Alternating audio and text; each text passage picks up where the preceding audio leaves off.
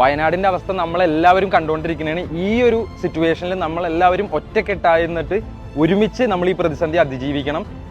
രാഷ്ട്രീയമോ മതമോ ജാതിയോ നിറമോ ഒന്നുമല്ല ഇപ്പം നമുക്ക് മുഖ്യം, മനുഷ്യത്വമാണ് മുഖ്യം. വയനാട്ടിലേക്ക് ഇപ്പോൾ എല്ലാവരും കോൺസെൻട്രേറ്റ് ചെയ്തിട്ട് ഹെൽപ്പ് ചെയ്യുന്നുണ്ട്. വലിയ വലിയ ബിസിനസ്സുകാരും പ്രവാസികളും അതുപോലെ തന്നെ സിനിമാ രംഗത്തുള്ളവരൊക്കെ നല്ല രീതിയിൽ കൈയഴിഞ്ഞ് സഹായിക്കുന്നുണ്ട്. പക്ഷെ നമ്മളെ കൊണ്ടൊന്നും ചെയ്യാൻ പറ്റുന്നില്ലല്ലോ എന്ന് വിചാരിച്ചിരിക്കുന്നവർ, നിങ്ങളെ കൊണ്ട് ഒരു 10 രൂപ നിങ്ങൾക്ക് ഡൊണേറ്റ് ചെയ്യാൻ പറ്റുമോ? അത് നിങ്ങൾ ചെയ്യുക. 10 പേര് 10 രൂപ ചെയ്തതിന് 100 രൂപയോ അറ്റ്ലീസ്റ്റ് ഒരു പാക്കറ്റ് ബിസ്ക്കറ്റ് എങ്കിലും അവർക്ക് വാങ്ങാൻ പറ്റുമോ?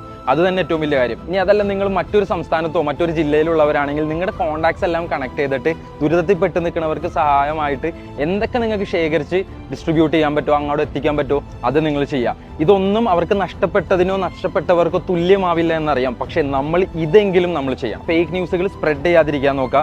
നമ്മുടെ കയ്യിലൊരു ന്യൂസ് കിട്ടിയാൽ അപ്പം തന്നെ എങ്ങനെയെങ്കിലും ഷെയർ ചെയ്യണം എന്നല്ലാതെ അതൊന്ന് റീകൺഫേം ചെയ്തിട്ട് മാത്രം ഷെയർ ചെയ്യുക. 2018 പ്രളയം നേരിട്ട് കണ്ട ഒരാളും അതിലെ രക്ഷാപ്രവർത്തനത്തിൽ ഉൾപ്പെട്ടിരുന്ന ഒരാളും ആയതുകൊണ്ടാണ് ഞാൻ പറയുന്നത്. നമ്മൾ പകച്ചു പോണ ചില സിറ്റുവേഷൻസ് ഉണ്ട്, നമുക്ക് കണ്ടു നിൽക്കാൻ കഴിയില്ല ഈ ഒരു അവസ്ഥ.